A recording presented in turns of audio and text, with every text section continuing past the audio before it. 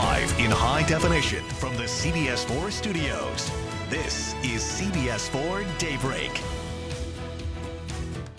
Good morning. Thank you for choosing CBS 4 Daybreak. I'm Jesse McDonough. Nate Barrett is still on vacation.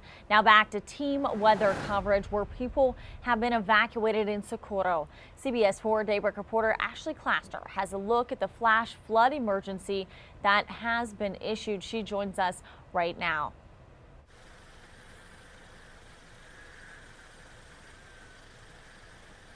The city of Socorro evacuated all of the neighbors living on Coker Road in a matter of minutes early this morning. Those neighbors are now sleeping here at the community center and hoping their homes aren't destroyed when they return. They get so nervous about it when the minutes start raining. Families living on Coker Road tell me these evacuations impact their young kids and senior citizens the hardest. Every time it rains, it's the same thing. They're scared, traumatized. I mean, they don't want to go to sleep.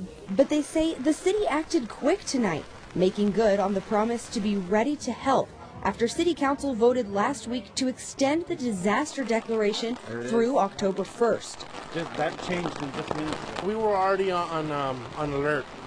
Once we extended it, we already knew that every day when the weather would notify us that, you know, it was going to rain, we were always had our crew on standby. Allows it to not only evacuate residents, but tap into reserve funds if necessary.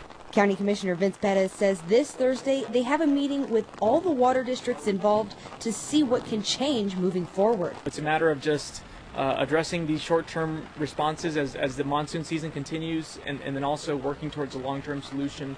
So hopefully we don't have this problem next year's during next year's monsoon season. And this is the second time these families have been evacuated by the city of Socorro this month. Mayor Pro Tem Rene Rodriguez tells me the Red Cross has already been called to help these families.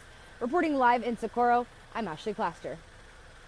Thank you, Ashley. Now to more team coverage from Socorro, where heavy rains have caused some flooding. CBS 4 Daybreak reporter Simon Williams is live with how they're dealing with the damage this morning. Now, very early this morning, we got word that a water near Morocco Circle and Moon Road was causing some flooding for some homes. And you can actually see that behind us here. This backyard and driveway is holding a lot of water. Additionally, with the next door neighbor right next door, again, holding a lot of water in their driveway and front yard. And it's the same story all the way down this road here on Morocco Circle. All over the yards and driveways holding water along with most of the street. Now here's a closer look at the area. The majority of the road is covered in water. The houses have water up past where the door meets the ground. One neighbor called us at the newsroom this morning and told us that he was afraid to open his door because he was afraid of water coming into his house. Now, since then, the rain has let up, but we did drive around areas of Socorro just a little bit ago, and a lot of roads here in Socorro, especially in this area, are holding a lot of water. So if you're out on the roads this morning, be safe and do not drive into heavy puddles. For now, reporting live in Socorro, Simon Williams, the KFOX 14 Morning News. Thank you, Simon. We're also following several flooding areas around the borderland. CBS 4 Daybreak reporter Amy Licerio is live in the Lower Valley with the damage at one neighborhood. Jesse, yes, this homeowner here on Verde Circle in the Lower Valley tells me that every time it rains, she has to deal with this as well as her neighbors because the land is so low here. But she told me that she woke up early this morning. She grabbed this broom right there and she started sweeping the water off as much as she possibly could just to get it off of here because it was coming up, inching on her doorway. And then she placed a big tarp in front of the doorway as well as blankets just to keep it from coming into the home. Now, she did tell me that she placed a call with El Paso Fire Department and that they assured her that El Paso Water would be making their way out here to help her extract this water. You could see it's pretty deep and her yard is pretty big. We're going to go ahead and stick around and see how this extraction turns out or what it is that they do to help alleviate some of this.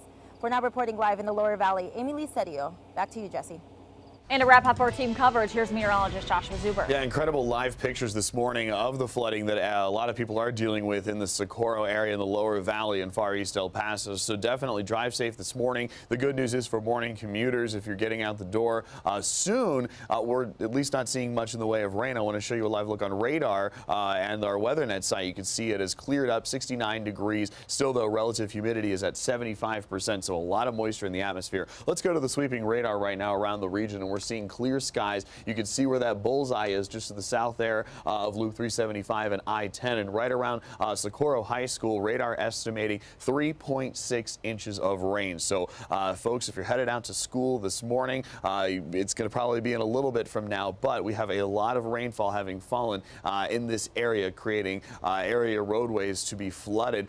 In Clint, you can see 3.4 inches of rain right there around Center Street and Maid Street and Cottonwood Avenue. So again, please take it easy out there. We'll continue our forecast coming up in just a few minutes, talking about when we're going to see another round of rain possible. That's all just ahead.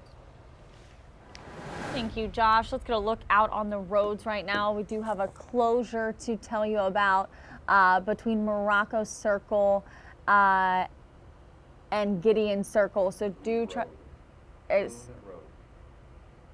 and Moon Road. Do try to avoid that area if at all possible. El Paso Electric has restored power in several areas. Here's a look at several power outages. At one point, more than 6,000 people were without power in Far East El Paso. This was on Richbeam Boulevard and Montwood Drive. Another power outage affected over 2,000 customers near McCray Boulevard. This happened when lightning struck a pole. Take a look at the damage CBS 4 viewer Jorge Flores sent us. You can see the crews repairing the pole. This happened on Ashwood Drive and Cumbra Negra Street around 9:30 p.m. last night. Power has since been restored in the area. And another viewer sent us these photos of a trampoline that he said hit his car. This is from Mike Tiscarano. You can see the trampoline is in shambles, and the damage to his silver car shows it's slightly dented. People are advised to keep outside equipment secure. Just a reminder, you can share your photos or videos with us on Burst through the CBS 4 app or by going to burst.com/CBS4. Easing the transition into school, House of Las Cruces Public Schools plan to help immigrant students. That's coming up on CBS 4 Daybreak on your side.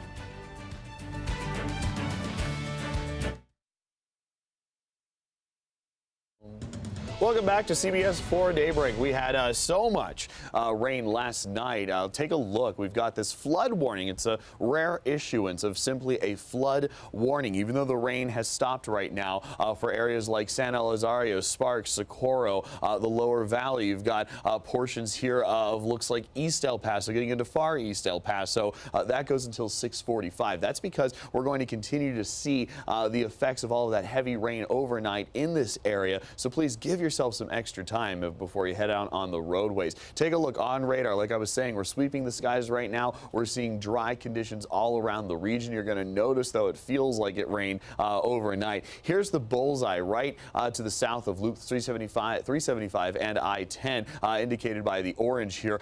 Here we go with Escandrillas Elementary School. We had 3 inches of rain in this area. So if you're heading out to school coming up here in the next hour or so, just be aware that there was a lot of rainfall in this particular area, and the roadways around that could still see some pretty heavy rainfall hanging out on the roadways, so some ponding could be possible. Hydroplaning the issue here. Now, Lee Trevino and Rojas, 2.4 inches estimated on the radar, and that gives you an idea of how much rain we had on the east side in that particular region. At the airport, 1.43 inches for the month of August. Yesterday's rainfall from the storm system, just about 1.2 inches. That puts us at a record rainfall at the airport yesterday. Overall for the year, we are more than 2 inches above normal. Monsoon season definitely being very generous with the rainfall, and obviously too generous in some spots like Socorro. 66, that's the dew point in El Paso. 59 in Las Cruces. We still have some monsoonal moisture in place. The temperatures, pretty much all of us in the mid to upper 60s. Chance for showers, thunderstorms still exists again today, but you can see it's going to be much more spotty around the area according to Futurecast. So don't expect anything like we saw last night, but some isolated areas of some pretty moderate rainfall at best. 93 for the high in El Paso, 96 tomorrow, 95 for the high in Las Cruces. Going to be hotter in Las Cruces, I think, today, and then we're also going to get to 96 tomorrow. 7-day forecast to let you know when we have another round of rain possible. Thanks, Josh. Relocating residents. The progress the city said it's made with neighbors set to leave the future location of the downtown arena. That's coming up on CBS 4 Daybreak on your side.